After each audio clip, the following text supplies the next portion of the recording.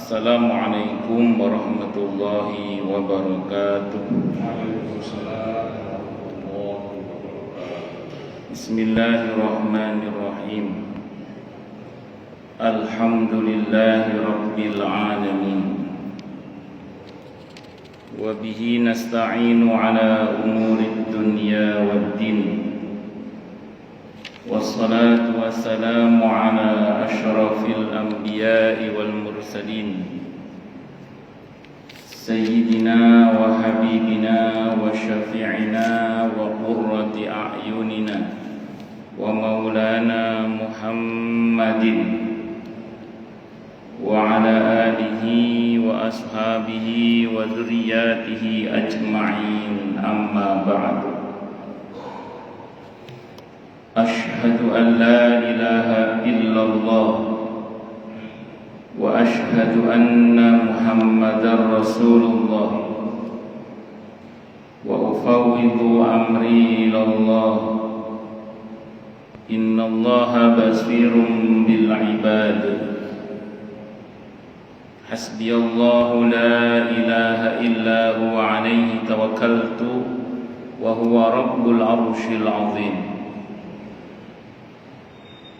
Qala Allah Ta'ala fi kitabihil karim hikayatan an nabiyyillahi Musa alaihi salam. Rabbi shrah li sadri wa yassir li amri wahlul 'uqdatam min lisani yafqahu qawli.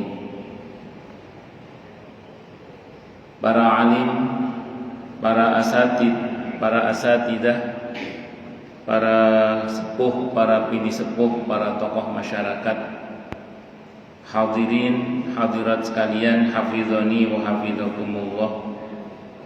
Wabil khusus segenap pengurus Masjid Asy-Syuhada yang semoga pengurusnya dan jamaahnya semoga semuanya saja selalu dalam naungan rahmat, barokah, perlindungan serta bimbingan Allah Subhanahu wa ta'ala. Amin, Allahumma amin, insyaallah. Allahumma inna nas'aluka ilman nafi'a wa rizqan thayyiba wa amalan mutaqabbala wa fatahallahu alaina futuhal arifin. Allahumma inna na'udzubika min ilmin la yanfa' wa amalin la yurfa' wa qalbin la yakhsha' wa-du'a ila yusma'.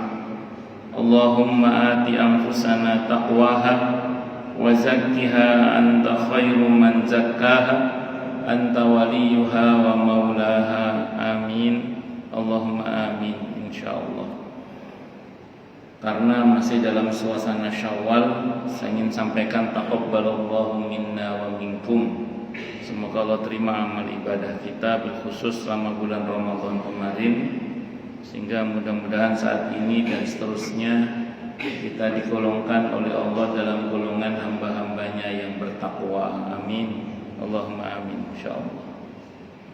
Masih melanjutkan kajian kita tentang kitab At-Tadhkirah karya Al-Imam Al-Qurtubi rahimahullah rahmatan wasi'ah wa rahimallahu ulama al-muslimin.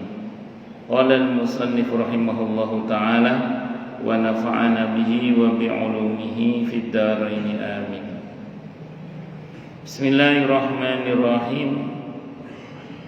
Babun ay hada babun, ini adalah bab menerangkan tentang fi rahmatillah, rahmat Allah, bi abdihi, terhadap hambanya, idza udkhila fi qabrihi, ketika hamba itu dimasukkan ke dalam kuburnya.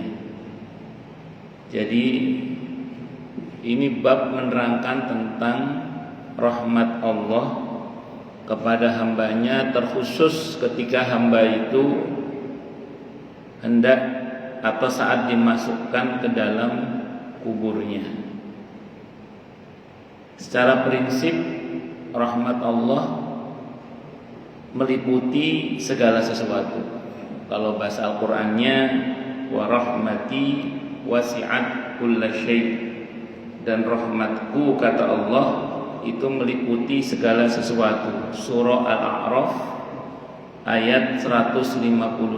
Surah Al-A'raf ayat 156, di situ ada ayat yang berbunyi wa rahmati wasi'at kulla syai', dan rahmatku meliputi segala sesuatu. Secara prinsip begitu.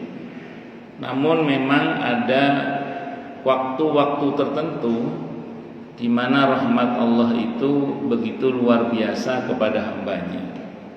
Salah satunya, terutama di antaranya ketika hamba itu sedang dimasukkan ke dalam kuburnya.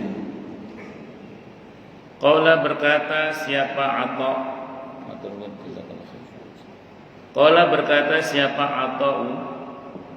Atha al-Khurasani, arhamu ma yakunu rabbu bi 'abdihi idza dakhala fi qabrihi wa tafarraqa an-nasu anhu wa ahluhu. Paling sayang-sayangnya Allah kepada hambanya adalah ketika hamba itu dimasukkan ke dalam kuburnya atau masuk ke dalam kuburnya dan manusia mulai meninggalkannya, termasuk juga keluarganya. Seperti yang kita ketahui bahwa ketika seseorang itu meninggal dunia, dalam hadis Sahih Muslim itu ada 3 yang mengantarkannya, 2 kembali, 1 menetap. Yang kembali adalah keluarganya dan hartanya. Yang menetap itu adalah amalnya. Dan dikatakan dalam riwayat ini, paling sayang-sayangnya Allah kepada hambanya itu diantaranya di saat hamba itu dimasukkan ke dalam kuburnya. Tentu kalau yang menemani adalah amalan yang menyebabkan dia dirahmati oleh Allah, itu maksudnya. Tapi kalau yang menemaninya adalah amalan yang membuat dia dimurkai oleh Allah, tentu keadaannya berbeda. Karena saya ulang, yang menetap membersamainya itu adalah amalnya. Saya ulang, kalau amalnya adalah amal yang menyebabkan dia dirahmati oleh Allah, maka terjadilah apa yang terjadi seperti yang dikatakan dalam pernyataan Atha al-Khurasani rahimahullah tadi. Tetapi kalau seandainya amal yang menemaninya adalah amalan yang buat dia dimurkai oleh Allah, itu jadi lain bab nanti. Makanya berhati-hatilah dengan apa yang kita kerjakan, karena secara prinsip itu bisa mendatangkan rahmat Allah, tapi hati-hati pula bisa jadi kalau salah amal itu malah mendatangkan murka Allah. Tentu semoga kita semua dirahmati oleh Allah Subhanahu wa taala. Amin Allahumma amin insyaallah. Nah, dalam satu riwayat yang sudah kita bahas hadisnya, mungkin riwayat Ahmad, Abi Dawud, Ibnu Majah, kata Imam Al-Qurtubi hadisnya sahih dari semua jalur periwayatannya. Amal itu akan diwujudkan dalam wujud sosok, akan diwujudkan dalam wujud malaikat. Para ulama menyebut malaikatnya dengan sebutan malaikat ruman. Malaikat ruman ini malaikat yang dibentuk oleh Allah berdasar amal seseorang. Maka ketika kemudian orang itu berada di alam barzah, nanti amal ini menemaninya. Kalau dia dibangun atau dibentuk oleh Allah dari amal soleh, maka wujud malaikatnya wangi, indah, menarik, bagus, menenteramkan, dan begitu seterusnya. Maka dikatakan dalam riwayat itu, si mayit ini pas kedatangan malaikat ruman itu, dia bertanya, kamu siapa? Kok wajahmu bagus banget, indah banget, wangi banget. Maka kata malaikat itu, saya amal solehmu. Kamu yang rajin baca Al-Quran itu loh, kamu yang rajin i'tikaf di masjid itu loh, kamu yang gemar membantu sesama itu loh, semuanya disebutkan amal solehnya. Tapi kalau orang itu jahat, saking jahatnya ya, maka bentuk malaikatnya itu serem, baunya busuk, gak enak. Wis pokoknya gak enak kabeh pokoknya. Terus kemudian si Umayyad ini bertanya, kamu siapa tuh? Baunya gak enak banget, bentuknya jelek banget. Kata malaikat itu, kalau bahasa kita ini mafhum raja, masa kamu lupa sama saya? Enggak, saya enggak kenal kamu, siapa kamu? Alah, kamu itu loh yang dulu. Ya pokoknya maksiat-maksiatnya itulah. Ya singkat kata singkat cerita, dan itu amal itu menemani Allah wujudkan dalam wujud sosok itu sampai hari kiamat. Karena seseorang itu tertawan di alam barzahnya itu sampai hari kebangkitan. Kalau bahasa Al-Qur'annya di surah Al-Mu'minun, surah ke-23 ayat 99 sampai dengan 100 itu. Hatta idza jaa ahadahumul maut qala rabbirji'un la'alli a'malu salihan fima taraktu kalla innaha kalimatun huwa qailuha wa min waraihim barzakhun ila yaumi yub'atsun. Hingga ketika telah datang kematian kepada salah seorang di antara mereka yang mati itu ngomong, lu katanya mati kok ngomong, ya berarti dia enggak mati. Tapi kata ayatnya mati jasadnya, kok ngomong ruhnya. Apa kata ruhnya itu? Rabbirji'un, wahai Tuhanku, kembalikan aku ke dunia lagi. Jadi yang mati itu pengen balik ke dunia lagi. Untuk apa? La'alli a'malu salihan fima taraktu, agar aku bisa berbuat baik yang dulu aku tinggalkan. Penyesalan seseorang itu untuk sesuatu yang dia mampu tapi tidak mau. Bukan yang tidak mampu, kalau tidak mampu enggak nyesel kalau enggak mampu. La yukallifullahu nafsan illa wus'aha. Penyesalan itu terjadi kalau kita mampu tapi tidak mau, maka ingin balik ke dunia lagi. Kata Allah, pakalla enggak boleh. Kalau boleh, yang di barzah itu pulang semua itu. Kalau boleh. Kata Allah, kalla enggak boleh. Innaha kalimatun huwa qailuha. Itu ucapan pasti diucapkannya. Tapi penyesalan setelah kematian itu percuma tak berguna. Wa min waraihim barzakh, wara' bermakna amam, dan di hadapan mereka ada barzakh, dinding yang kokoh hingga pada hari di mana mereka dibangkitkan kembali oleh Allah Subhanahu wa taala. Jadi amal ini sudah mulai menyertai sejak di alam barzakh itu sampai hari kebangkitan. Nanti begitu terjadi kiamat dan terjadi hari kebangkitan, amal itu masih menyertainya dalam wujud pertama cahaya. Kalau amalannya mencerminkan cahaya. Tapi kalau amalnya mencerminkan kegelapan, ya gelap. Sebagaimana yang Allah gambarkan dalam surah Al-Hadid ayat 12-13 itu. Al-Hadid ayat 12-13. Orang beriman bangkit dengan cahayanya. Sementara orang munafik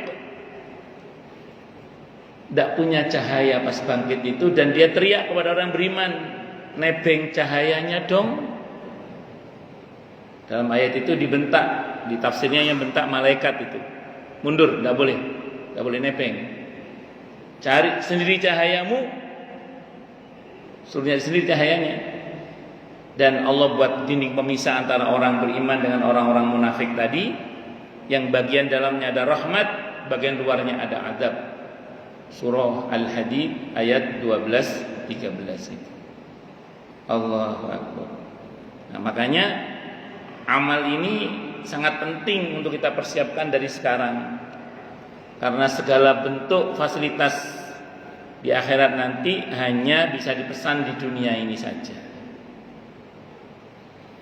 Belum lagi nanti dalam wujud amal itu, dalam wujud fisik kita ketika kita dibangkitkan di yaumul ba'ats. Karena posisi seseorang ketika dibangkitkan itu bentuk tubuhnya berdasar informasi amalnya.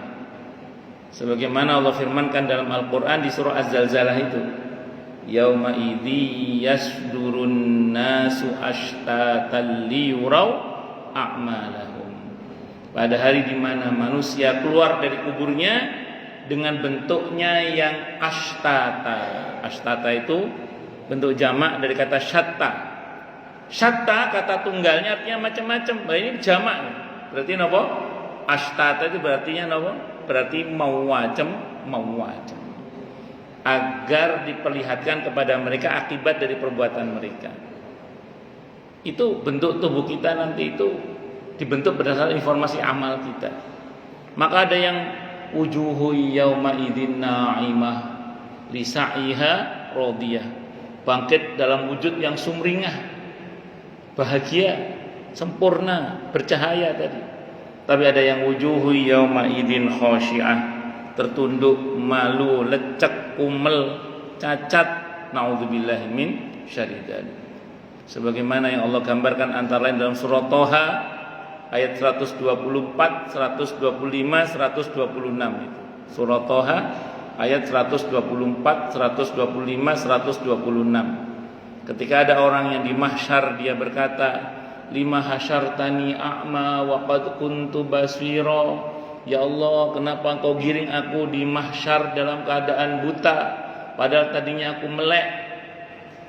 Apa jawaban Allah? Kadzalika atatka ayatuna fanasitaha wa kadzalikal yauma tunsa. Sebagaimana telah datang kepadamu ayat-ayat kami tapi kamu mengabaikannya, sebagaimana dulu kamu mengabaikannya, sekarang pun kamu diabaikan. Itu Allah murka saja, jawab apa?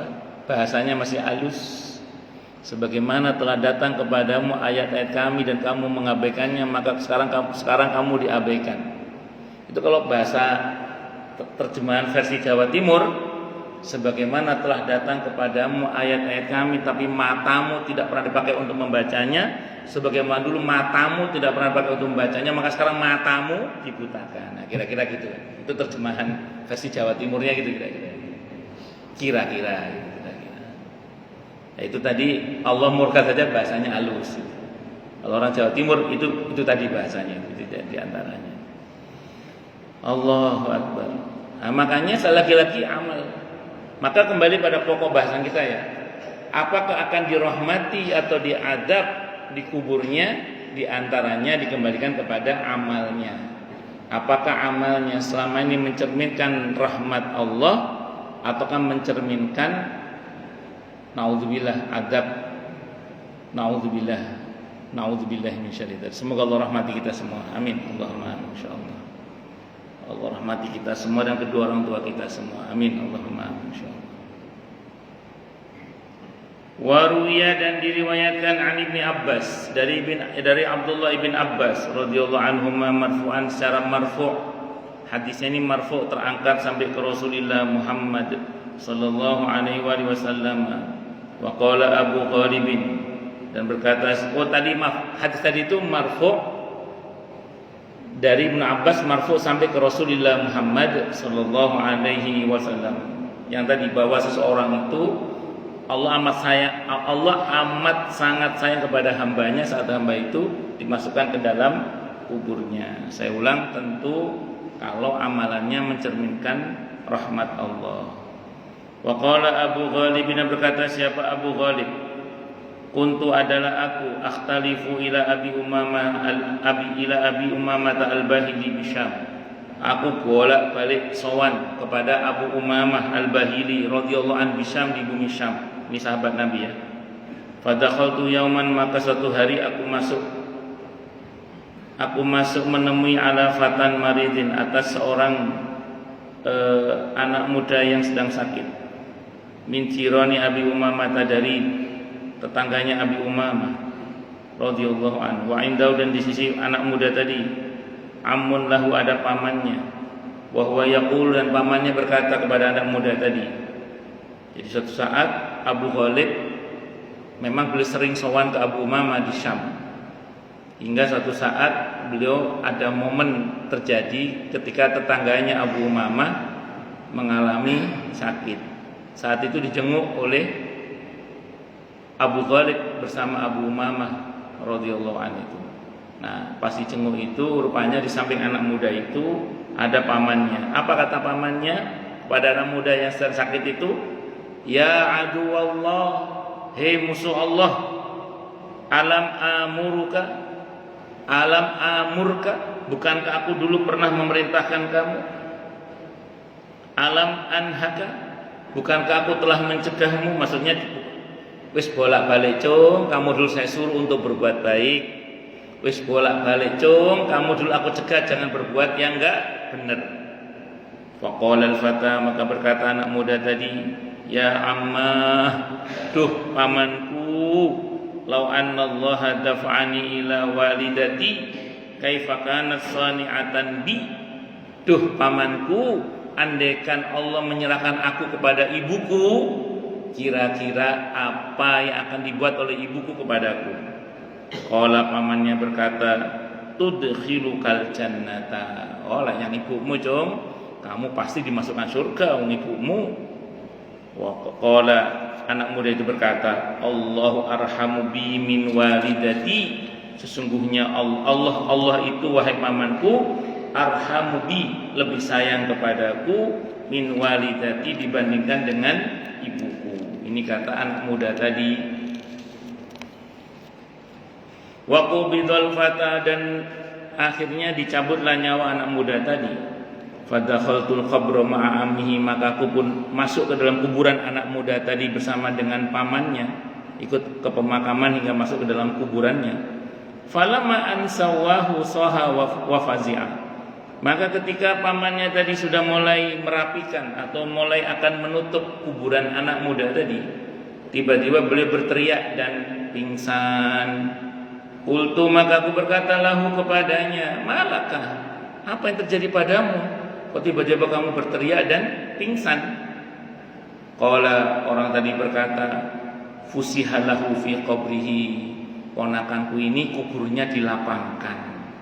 Wa muli'a nura, dan kuburnya dipenuhi dengan cahaya. Berarti beliau sedang mengalami kasyaf. Allah buka hijab sehingga Allah tampakkan apa yang terjadi di alam kuburnya. Wa kana Abu Sulaiman. Tuh nanti ini. Nah, saya mau terangkan dulu ya.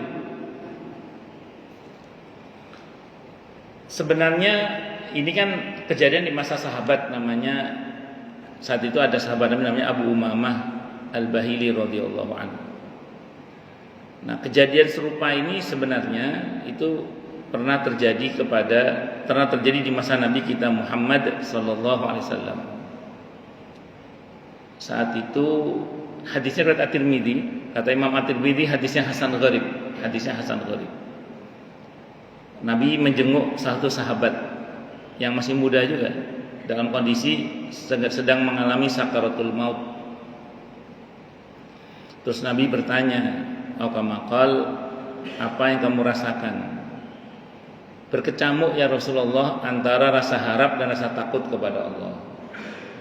Maka Nabi bersabda, tidaklah bergabung dalam hati seorang hamba yang beriman rasa harap dan rasa takut kepada Allah, kecuali Allah akan berikan kepadanya apa yang dia harapkan, dan Allah akan selamatkan dari apa yang dia takutkan. Nah, kaitannya dengan riwayat tadi itu apa? Begini ya. Fudail bin Iyad radhiyallahu anhu, beliau pernah berkata dalam kitab ini, beliau mengatakan, seseorang itu kalau masih sehat, buger kayak kita sekarang ini, alhamdulillah masya Allah ya, itu yang harus dikuatkan adalah khauf. Kalau kata beliau, kita kalau lagi seger buger kayak sekarang ini, itu yang harus dikuatkan adalah khauf, rasa takut kepada Allah Subhanahu wa taala. Sehingga berhati-hati kita ya. Apa? Berhati-hati.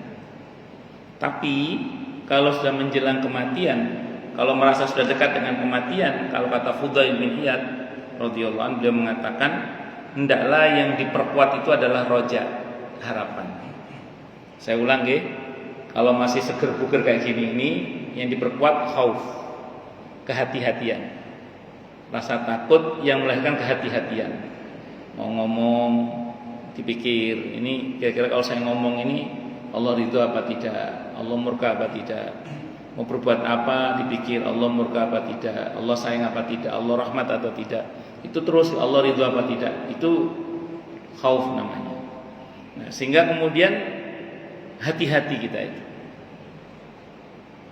Makanya kalau orang Jawa bilang urip iku kudu ngati-ngati tur waspada. Nah, harus waspada. Itu kalau masih seger buger kayak kita sekarang ini. Tapi kalau merasa sudah dekat dengan kematian, kata Fudail bin Iyad, yang harus diperkuat itu adalah roja, harapan. Secara prinsip kalau dalam kitab ini, roja dan khauf itu seperti dua sayap. Kalau ditanya mana yang lebih baik, jawaban tengahnya adalah yang paling baik adalah yang paling husnudzon, berbaik sangka kepada Allah. Artinya gini, kalau dalam roja husnudzon pastilah. Tapi dalam khauf pun kita harus husnudzon kepada Allah. Dalam keadaan takut kepada Allah pun kita harus berbaik sangka kepada Allah. Dengan cara bagaimana? Segera menyusul ketakutan itu dengan harapan-harapan. Semakin menguat ketakutan dan semakin menguat harapan. Jangan biarkan ketakutan larut sebagai ketakutan yang berujung kepada buruk sangka kepada Allah. Tapi segera susul ketakutan itu dengan harapan-harapan. Semakin menguat ketakutan dan semakin menguat harapan. Terus begitu. Karena kalau merujuk pada hadis At-Tirmidzi, hadis Hasan Gharib tadi, maka yang bisa menetralisir ketakutan itu adalah harapan-harapan itu dengan izin Allah Subhanahu wa taala. Contoh, takut dosa, perkuat harapan akan ampunan Allah. Takut azab, perkuat harapan akan rahmat Allah. Takut masuk neraka, perkuat harapan akan masuk surga. Takut sakit, perkuat harapan akan sehat. Takut lemah, perkuat harapan akan dikuatkan oleh Allah. Takut kekurangan, perkuat harapan akan dicukupi oleh Allah. Semakin menguat ketakutan, harus semakin menguat harapan kepada Allah Subhanahu wa ta'ala. Itu harus. Dan supaya kita bisa mencapai ini, supaya kita dalam keadaan yang menegangkan tadi, terutama saat menegangkan tadi kita dalam keadaan husnudzan, baik sangka kepada Allah, maka kita perlu paham dulu. Apa yang perlu kita pahami? Pertama, tadi sempat saya sebutkan di dalam Al-Quran di surah An-Nisa ayat berapa tadi? Ayat 156 tadi ya. Yang warahmati wasi'at kulla syai', dan rahmatku meliputi segala sesuatu. Pertama pahami dulu betapa rahmat Allah itu meliputi segala sesuatu. Artinya apa? Apapun yang datangnya dari Allah itu nilai dasarnya adalah rahmat. Itu dulu, pahami dulu. Apapun yang datangnya dari Allah itu nilai dasarnya adalah rahmat. Itu dulu, pahami dulu itu. Sehingga ini membuat kita lebih mudah untuk berbaik sangka kepada Allah.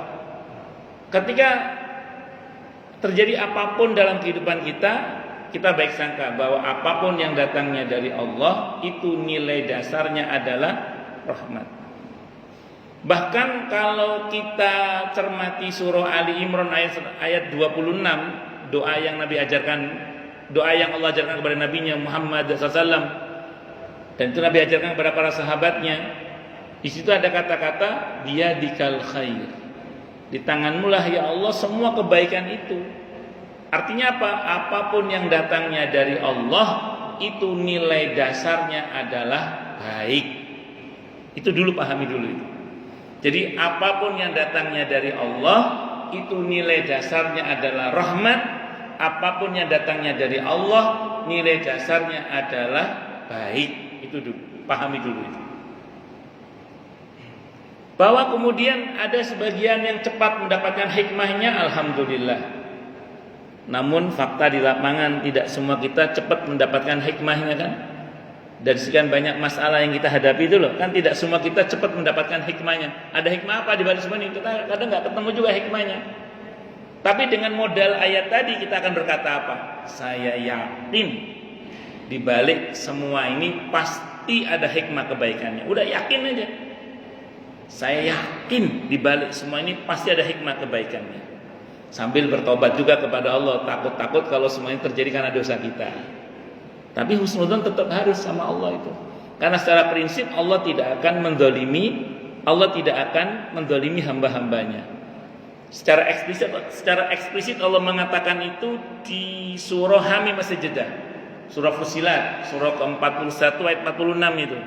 Man 'amila shalihan falinafsih wa man asaa fa'alaiha wa ma rabbuka bidzallamin lil 'abid. Surah ke-41 ayat 46. Siapa yang berbuat baik maka manfaatnya untuk dirinya sendiri, dan siapa yang berbuat jahat maka dosanya juga untuk dirinya sendiri. Dan Tuhanmu Allah tidak akan berbuat zalim kepada hamba-hambanya. Udah yakin aja dulu. Yakin aja bahwa Allah itu tidak akan zalim kepada hamba-hambanya. Udah, kalau kita pegang ayat-ayat ini, kita meyakini apapun yang datangnya dari Allah nilai dasarnya adalah rahmat. Kita meyakini bahwa apapun yang datangnya dari Allah nilai dasarnya adalah baik. Kemudian kita meyakini bahwa Allah tidak akan zalim kepada hamba-hambanya.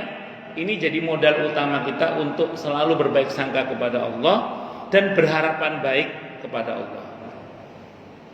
Nah, saya pas bahas begini, ada yang nanya ke saya, Ustaz, lalu bagaimana dengan hadis Nabi kita Muhammad SAW yang mengatakan bahwa ada orang yang beramal dengan amalan ahli surga seumur-umur, kurang sejengkal antara dia dan kematiannya, takdir mendahulunya, maka dia pun beramal dengan amalan ahli neraka dan akhirnya dia masuk neraka. Ada orang yang seumur-umur beramal dengan amalan ahli neraka, kurang sejengkal antara dia dengan kematiannya, takdir mendahulunya, maka kemudian dia berubah dengan amalan ahli surga, maka dia pun masuk surga. Maka saya jawab, sependek yang pernah saya baca dari penjelasan para ulama, di antaranya Ibnu Daqiqil Aid rahimahullah ketika mensyarah hadis itu, beliau mengatakan, kata para ulama, ini jarang terjadi. Ini jarang terjadi. Orang yang seumur-umur berbuat dengan amalan ahli surga, kurang sejengkal antara dia dengan kematiannya, catatan takdir mendahulunya, maka dia berbuat dengan amal ahli neraka, maka dia masuk neraka. Kata para ulama, ini jarang terjadi.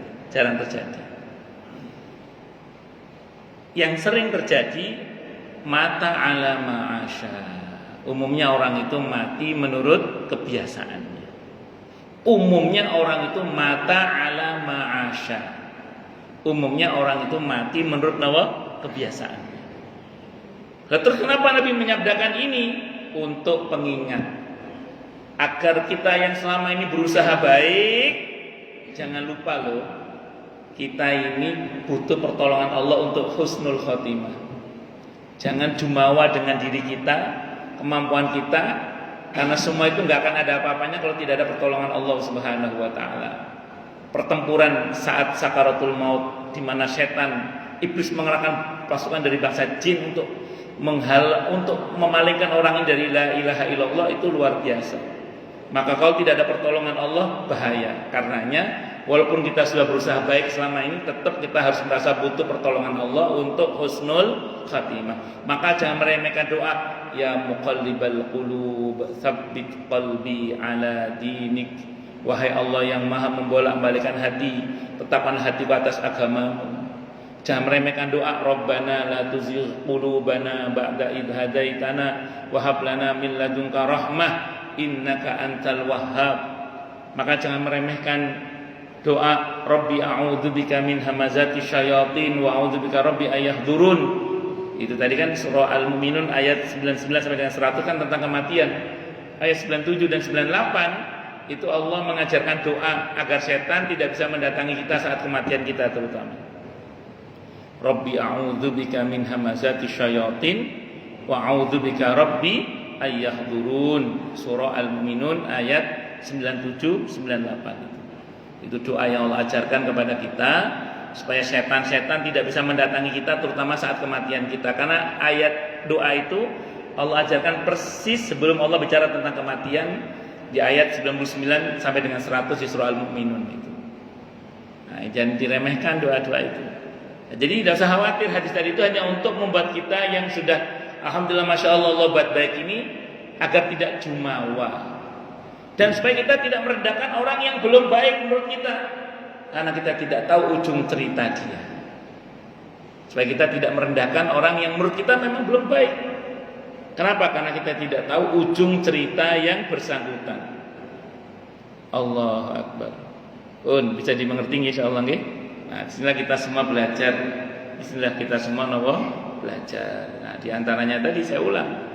Dengan modal ayat-ayat tadi itu mudah-mudahan dimudahkan bagi kita untuk berhusnudzon, berbaik sangka kepada Allah Subhanahu wa taala. Karena saya ulang tadi, apapun yang datangnya dari Allah, nilai dasarnya adalah rahmat. Surah An-Nisa ayat 156. Apapun yang datangnya dari Allah, nilai dasarnya adalah baik. Ali Imran ayat 26. Nah, apapun yang datangnya dari Allah, nilai dasarnya, dan Allah tidak akan zalim kepada hamba-hambanya. Kami masih jeda surah Fussilat surah ke-41 ayat 46. Malah saya mungkin sering sampaikan di sini pernyataan Sayyidina Ali bin Abi Thalib radhiyallahu anhu ketika beliau menerangkan ayat itu. Pernyataan beliau ini dikutip oleh Abu Lais As-Samarqandi rahimahullah dalam kitabnya Tambihul Ghafilin. Apa kata Sayyidina Ali bin Abi Thalib radhiyallahu an? Ma ahsantu ila ahadin wa ma asa'tu ilaih li anna Allah yaqul man amila salihan fali nafsihi wa man asa'a fa 'alaiha in ahsantu ila ahadin faqad ahsantu ila nafsi wa in asa'tu ila ahadin faqad asa'tu ila nafsi. Kata beliau, aku tidak pernah berbuat baik pada orang lain, aku juga tidak pernah berbuat jahat pada orang lain, karena Allah telah berfirman yang artinya siapa yang berbuat baik maka manfaatnya untuk dirinya sendiri, dan siapa yang berbuat jahat maka dosanya juga untuk dirinya sendiri. Jadi kata beliau, kalau aku berbuat baik pada orang lain, sejatinya aku sedang berbuat baik pada diriku sendiri. Kalau aku berbuat jahat pada orang lain, sejatinya aku sedang berbuat jahat pada diriku sendiri. Jadi baik buruknya itu kembali pada diri kita sendiri. Kalau bahasa Al-Qur'annya di surah Az-Zalzalah itu faman ya'mal mithqala dzarratin khairan yarah wa man ya'mal mithqala dzarratin syarran yarah. Jadi kita ini kelihatannya saja membantu orang lain, tapi tanpa kita sadari bantuan Allah untuk kita. Saya ulang, kita ini kelihatannya saja membantu orang lain, tapi tanpa kita sadari bantuan Allah untuk kita. Bahasa hadisnya Sahih Muslim, Nabi bersabda sallallahu wallahu fi aunil abdi ma kana al abdu fi auni akhi. Allah itu senantiasa membantu hambanya selagi hamba itu peduli membantu saudaranya. Jadi tidak jarang urusan kita dibantu beres oleh Allah bersamaan dengan kita membantu membereskan urusan orang lain. Terus kemudian ketika kita mendoakan baik orang lain, kelihatannya saja kita mendoakan baik orang lain, tapi tanpa kita sadari doa itu kembali pada diri kita. Sehingga dalam satu riwayat dikatakan ketika kita mendoakan baik saudara kita, di atas kita ada malaikat yang berdoa walaka mislu dzalik, semoga bagimu seperti itu juga. Nah, demikian juga ketika kita mencintai orang lain karena Allah, kelihatan saja kita mencintai orang lain karena Allah, tapi tanpa kita sadari cinta Allah untuk kita. Hadisnya Sahih Muslim, ketika ada seseorang yang mengunjungi saudaranya, Allah utus satu malaikat untuk menghadang dia dalam perjalanan. Maka malaikat itu yang nyamar itu bertanya, Anda mau kemana? Saya mau menemui saudara saya di kampung ini. Kata malaikat itu, apakah ada kepentingan duniawi yang Anda harapkan dalam pertemuan ini? Tidak. Semata-mata karena saya mencintai saudara saya ini karena Allah. Maka kata malaikat itu, saya utusan Allah, saya diperintah oleh Allah untuk memberitahu Anda bahwa Allah mencintai Anda sebagaimana Anda mencintai saudara Anda ini karena Allah. Nah, jadi kelihatannya saja kita ini mencintai saudara kita, tapi cinta Allah untuk kita. Kelihatan saja kita mendoakan baik saudara kita, tapi tanpa kita sadari doa itu kembali pada kita. Sehingga tidak jarang hal-hal baik yang terjadi pada kita itu bisa jadi ya di antara, semua tentu karena Allah, tapi bisa jadi secara sunatullah itu karena kita pernah mengharapkannya terjadi pada orang lain. Saya ulang ya, bisa jadi hal-hal baik yang terjadi pada kita. Saya ulang, tentu semua dengan izin Allah, tapi secara sunnatullah bisa jadi hal-hal baik yang terjadi pada kita itu karena kita pernah mengharapkannya terjadi pada orang lain. Makanya saya ulang, semua kembali pada diri kita sendiri. Itu seperti itu. Wa kana Abu Sulaiman Ad-Darani yaqulu fi du'aihi, dan adalah Sulaiman Ad-Darani, Abu Sulaiman Ad-Darani rahimahullah yaqulu, beliau berkata fi du'aihi, dalam doanya. Apa doanya? Ya man la ya'nasu bi syai'in abqahu, wahai Allah yang tidak butuh dengan sesuatu yang Dia sisakan. Karena memang Allah itu tidak butuh kepada selainnya. Wala artinya gini, semua kebaikan yang kita kerjakan hakikatnya kembali pada kita gitu aja. Jadi jangan GR kalau kita beribadah kepada Allah terus kita berjasa pada Allah, itu enggak. Bergabung jin dan manusia untuk menyembah Allah, taat kepada Allah, itu tidak menambah kemuliaan Allah, karena Allah maha mulia. Dan semua ketaatan kita kembali pada kita, yang untung ya kita sendiri. Dan ketika ada seorang hamba durhaka kepada Allah, jangan GR Allah rugi. Yang rugi siapa? Dia sendiri. Jadi kalau ada seorang hamba bergabung jin dan manusia untuk durhaka kepada Allah, itu tidak mengurangi sama sekali kemuliaan Allah. Jadi hamba itu beribadah kepada Allah, yang untung ya dia. Kalau dia durhaka kepada Allah, yang rugi ya dia sendiri. Itu rumusnya itu gitu. Jadi Allah kapaten lah, orang mau taat mau maksiat bisa karepe. Cuman saya ulang tadi, kan bahasa saya Allah gak paten itu ada di Al-Qur'an loh. Cuman bahasa enggak paten ngono. Surah Al-Kahfi itu loh. Al-Kahfi ayat 29 itu. Faman syaa'a falyu'min wa man syaa'a falyakfur. Itu Allah yang bilang. Yang mau beriman silakan beriman kata Allah. Yang mau kafir silakan kafir. Cuma di ayat itu Allah ingatkan kalau milih kafir ada risikonya di ayat itu. Al-Kahfi ayat berapa? 29. Faman syaa'a falyu'min wa man syaa'a falyakfur. Yang mau beriman silakan beriman. Yang mau kafir silakan kafir. Tapi tanggung risikonya kalau milih kafir. Nah, itu ada di Al-Kahfi ayat berapa? 29. Allah gak paten kafir sakarepmu, iman ya sakarepmu. Tanggung konsekuensi. Semua kembali pada kita. Allah itu enggak butuh kepada selainnya. Kita yang butuh menyembah Allah, karena hakikatnya semua akan kembali pada diri kita. Wala yastauhisum min syai'in afnahu. Dan Allah pun juga tidak akan rugi dengan sesuatu yang Allah hilangkan atau Allah binasakan. Jadi apapun yang kemudian Allah hilangkan, Allah hancurkan, Allah ya enggak rugi sama sekali. Karena apapun yang datangnya dari Allah, apapun yang terjadi pada makhluknya, itu hakikatnya ya Allah enggak butuh, itu aja. Sejatinya yang butuh kepada Allah itu adalah makhluk, sementara Allah kepada makhluk itu tidak butuh sama sekali.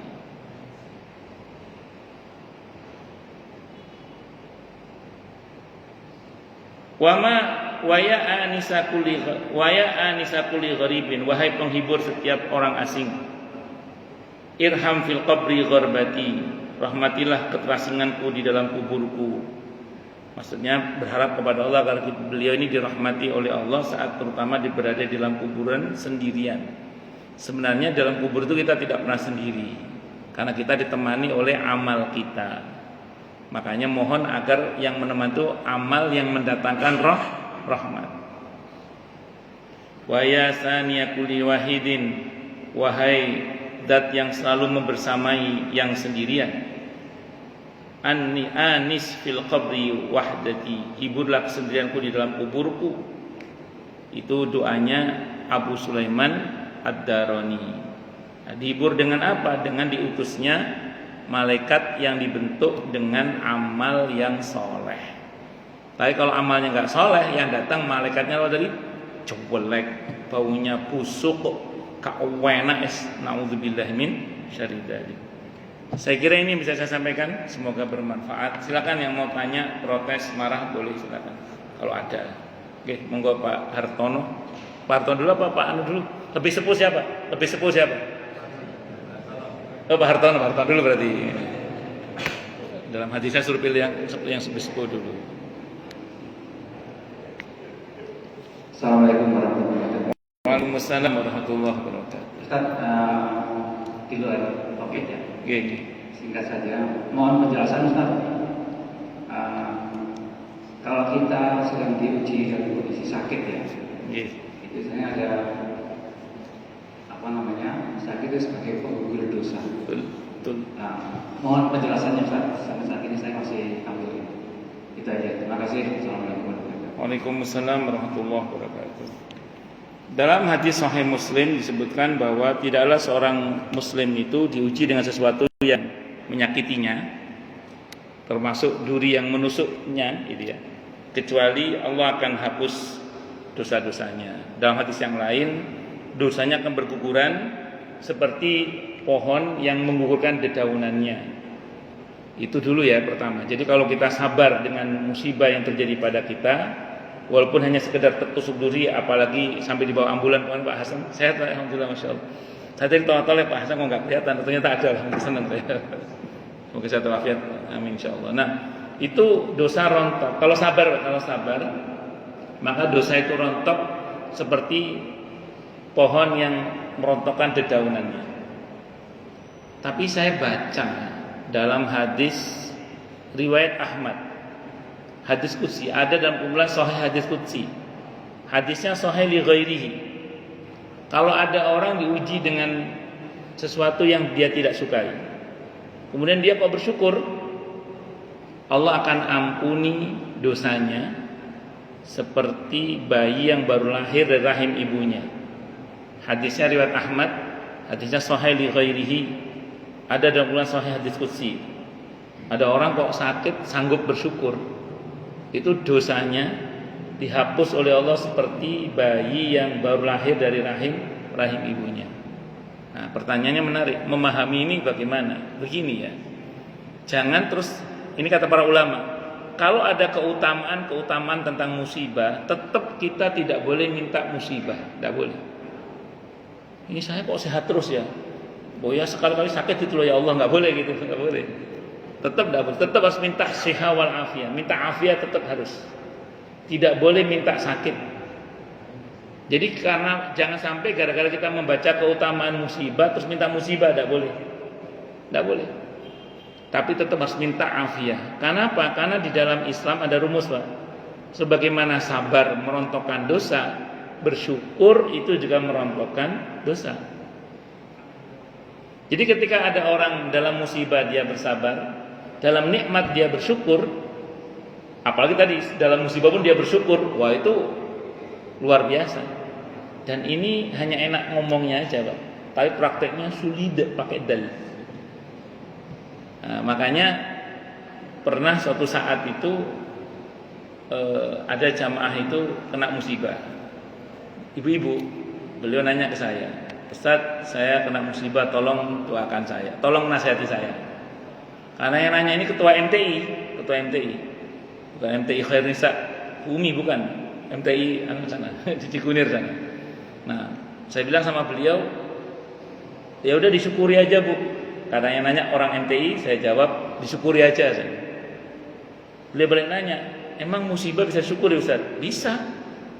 Caranya, saya nanya balik ke beliau, dari apa yang telah Allah ambil dari ibu dengan apa yang masih Allah berikan kepada ibu, lebih banyak mana? Iya sih Ustaz, lebih banyak yang masih Allah kasih. Ya udah itu syukuri. Jadi jangan fokus pada yang sedikit yang hilang, tapi lebih fokuslah kepada yang lebih banyak yang masih ada. Ini kan perkara molak-malik pikiran, dan ini saya ulang tadi, cuma enak ngomongnya aja, ini kadang prakteknya apa? Sudi pakai dalil. Makanya Pak Hartono, kita yang udah mulai umur 40 tahun lebih nih Pak, Bapak 40 tahun kurang. Jadi kita yang udah mulai umur 40 tahun lebih ini, ada yang lebih banyak, ada yang lebih dikit ya, itu sudah harus berdoa agar dibimbing oleh Allah untuk bersyukur. Jadi orang itu kalau merujuk pada arahan Quran, Al-Quran surah Al-Ahqaf ayat 15 itu. Surah Al-Ahqaf ayat 15. Surah ke-46 ayat 15. Orang itu semakin tua harus semakin bersyukur. Arahan Allah begitu, Rabbi auzi'ni an ashkura ni'mataka allati an'amta alayya. Kenapa orang yang semakin tua kok disuruh semakin bersyukur? Bukan bersabar, Pak, semakin banyak bersyukur. Karena sabar itu menahan, dan itu berat. Fisik kita bukan tambah menguat, tapi tambah melemah. Fisik kita. Saya walaupun melihat Pak Ridwan goes, tapi kayaknya sekarang sering jalan Pak sama istri atau sama anak jalan itu, Pak. Iya, jalan apa goes, masih goes, Pak? Masih. Ya, tapi kan orang semakin tua nggak bisa dibohongi, umur nggak bisa dibohongi, harus ya, betul ya. Fisik itu semakin melemah. Kalau dipakai nahan nggak cocok, Pak. Yang cocok itu syukur itu plong. Nah, ngomong syukur itu cuma enak ngomongnya aja, Pak. Makanya kita butuh bimbingan Allah. Maka Allah ajarkan doanya, Rabbi auzi'ni an ashkura ni'mataka allati an'amta 'alayya wa 'ala walidayya wa a'mal salihan tardah wa aslih li fi dzurriyyati inni tubtu ilaika wa inni minal muslimin. Karena orang semakin tua itu idealnya semakin bersyukur, bukan semakin sabar. Makanya memahami hadis tadi itu jangan salah paham juga, bahwa kemudian ulang nggak minta musibah aja, jangan. Tapi tetap kita minta kebaikan kepada Allah, karena di dalam syukur pun juga ada ampunan dari Allah Subhanahu wa taala. Bahkan saya ulang tadi, arahan Allah untuk orang yang sudah tua, semakin tua harus semakin bersyukur. Itu idealnya, Pak. Wallahu a'lam bishawab. Ngoten nggih? Nggih. Monggo Pak Hardianto.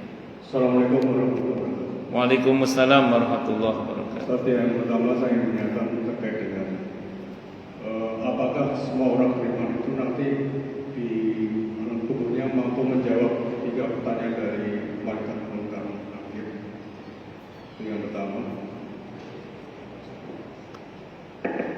Kemudian yang kedua terkait dengan suatu hadis tadi, yaitu hadis Muslim, dan terkait dengan percakapan Rasulullah SAW dengan sahabat Mu'adz bin Jabal. Kalau izin kami bacakan, Rasulullah SAW bersabda kepada Mu'adz, "Wahai Mu'adz, tahukah engkau apa hak atas Allah pada hambanya dan apa hak hamba atas Allah?" Mu'adz menjawab, "Allah dan Rasulnya lebih mengetahui." Rasulullah SAW bersabda, "Hak Allah dan hambanya adalah mereka menyembahnya dan tidak menyekutukannya dengan sesuatu apapun, dan hak hamba Allah adalah Allah tidak akan mengazab orang yang tidak menyekutukannya." Allah tidak akan mengadab yang terus. Kemudian dilanjutkan, "Ya Rasulullah, apakah kami boleh mengabarkan kabar gembira ini pada umat?" Rasulullah menjawab, "Jangan kau kabarkan karena akan membuat umat lalai berbeda atau menggantungkan pada nasib." Nah, ini konteksnya, apakah dengan demikian semua orang Muslim dengan apapun buruk atau tidaknya itu asal beriman itu sudah pasti dijamin Allah SWT. Baik. Terima kasih. Waalaikumsalam warahmatullahi wabarakatuh. Apakah setiap orang Islam itu akan bisa menjawab pertanyaan kubur? Jawabannya tidak. Buktinya ada istilah azab kubur untuk orang Islam bahkan termasuk diantaranya. Nah, sehingga ada, kalau dalam hadis riwayat Abi Dawud itu kan ada orang-orang tertentu ketika ditanya, "Man rabbuka?" La adri. Kamu kenal orang ini apa enggak? Itu Nabi Muhammad SAW.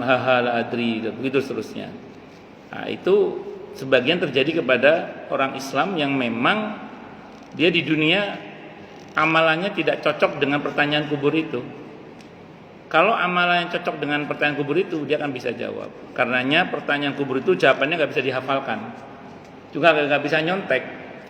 Nah, makanya istilah adab kubur itu ada berlaku untuk orang beriman juga. Kalau orang kafir nggak usah kita bahas lah, udah pasti itu. Tapi untuk orang beriman ada juga ternyata itu. Namun saya ulang sekali lagi, untuk orang yang beriman, seorang Muslim itu ujungnya pasti selamat. Mungkin jenengan pernah membaca satu riwayat tentang ketika orang beriman dimasukkan ke neraka, apa kata orang-orang musyrik? Ternyata sama saja.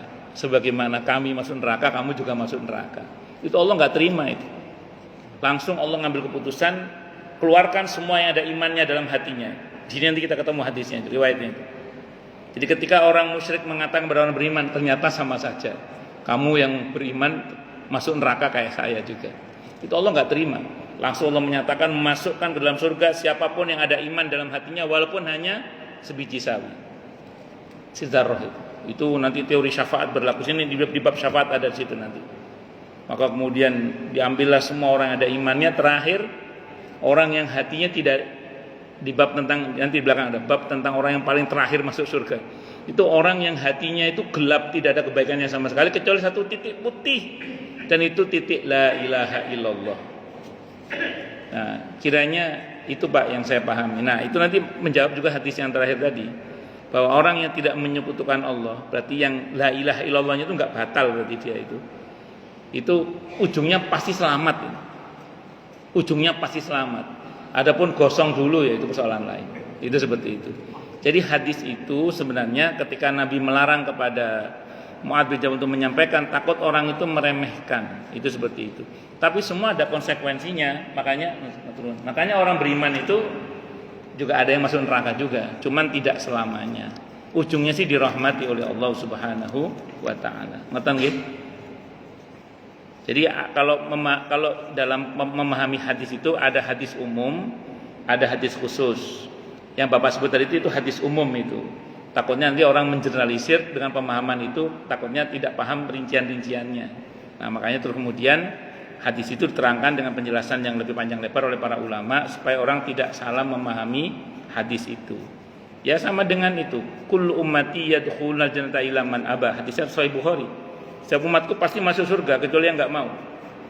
Qaulu man ya'ba ya Rasulullah. Siapa yang tidak mau masuk surga itu ya Rasulullah? Kata Nabi, man ata'ani dakhalal jannah wa man asani fa huwa aba. Siapa yang mentaatiku dia masuk surga, siapa yang mendurhakaiku dia tidak mau masuk surga. Nah, jadi tetap ada lanjutannya, tidak hanya berhenti di situ. Nonton Bang ya? Wallahu alam bisawab. Ini ada pertanyaan. Assalamualaikum Ustaz. Waalaikumsalam warahmatullahi wabarakatuh. Ustaz, kalau kita bersyukur terhadap musibah, bukankah kalau bersyukur akan ditambah? Ya. Itu mirip pertengkaran jamaah saya di Cikarang. Di Cikarang itu ada jamaah saya itu kalau ngelihat istrinya itu, alhamdulillah ma, aku punya istri kamu, masya Allah, alhamdulillah. Itu istrinya marah-marah, mas jangan bersyukur. Kenapa mah? Nanti ditambah katanya. Jadi ngelihat istrinya bersyukur itu loh dilarang sama istri, takut nanti ditambah katanya. Nah, jadi apakah selalu begitu kalau kita bersyukur dengan musibah? Maka akan begini yang saya maksud, bukan mensyukuri musibah itu. Mencoba untuk tetap bersyukur dengan cara melihat sisi baik dari seburuk-buruknya keadaan. Jadi mensyukuri dari seburuk-buruknya keadaan itu sisi baik dari seburuk-buruknya keadaan. Contoh gini, ini contoh. Kalau orang Jawa itu ada rumus begini. Ada jatuh, orang jatuh, lecet. Oh, syukur mek lecet. Ya untung mek lecet gitu. Nanti patah, yo untung mek potol. Ya, jadi dia tidak ngelihat patahnya itu, tapi dia melihat ya janjane ya remuk loh awakmu kuwi, tapi tidak Allah remukkan itu. Jadi yang kita syukur itu gini, ya Allah, dosa hamba itu ya banyak. Tapi hanya Engkau kasih segini, alhamdulillah, matur terima kasih ya Allah, tidak Engkau beri hamba ini yang lebih berat. Atau gini deh. Nun sewu nggih, kan kalau jadi ustadz itu kan kayak keranjang sampah. Masalah wong macam-macam itu ada. Saya itu kadang dalam hati gini, kalau lihat masalah saya sendiri dibandingkan masalah sebagian orang itu saya bersyukur. Alhamdulillah, ternyata masalah saya itu nggak ada apa-apanya dibandingkan dengan masalah sebagian orang yang andaikan saya di situ mungkin saya nggak kuat juga gitu. Jadi mensyukuri itu begitu. Jadi bukan mensyukuri musibahnya, bukan, tapi kita mensyukuri sisi baik dari seburuk-buruknya keadaan itu. Jadi alhamdulillah ya Allah, hanya Engkau berikan segini, alhamdulillah matur nuwun sangat. Janjane kalau lihat dosa hamba ini bisa lebih parah dari ini, cuman alhamdulillah hanya segini. Satu. Yang kedua, atau begini, kita lihat sisi baik dari seburuk-buruknya keadaan itu. Contoh gini misalnya, ibu beli sama tukang sayur, kembaliannya kecetot sama tukang sayur 3.000 rupiah. Jadi kecetot itu keambil sama tukang sayur 3.000 rupiah. Itu kalau ibu-ibu tidak bersabar, itu dendamnya bisa 3 bulan itu. Kalau bersabar, ngomongnya apa? Saya ikhlaskan gitu. Tapi kalau bersyukur, apa ibu katakan? Alhamdulillah, cuman 3.000 yang kecetot, keambil sama tukang sayur. Hanya 3.000 rupiah yang keambil, yang 3.000 US dollar masih aman, alhamdulillah, misalnya gitu. Jadi ibu nggak fokus pada yang hilang itu, tapi lebih fokus kepada yang masih ada yang lebih baik. Jadi bersyukur itu begitu ya. Jadi bukan alhamdulillah ya Allah hamba sakit, bukan itu, bukan. Tapi lebih kepada alhamdulillah ya Allah, dosa saya begitu banyak, tapi hanya Engkau beri segini, alhamdulillah. Atau alhamdulillah ya Allah, sebetapapun hamba sakit, tapi masih Engkau berikan hamba kekuatan untuk ini, untuk itu. Jadi berusaha melihat sisi baik dari seburuk-buruknya keadaan. Tapi saya ulang, begini-gini ini enak ngomongnya saja, tapi prakteknya kadang nopo sulit pakai dal. Makanya kita butuh bimbingan Allah, pertolongan Allah. Ngaten nggih? Cukup dulu.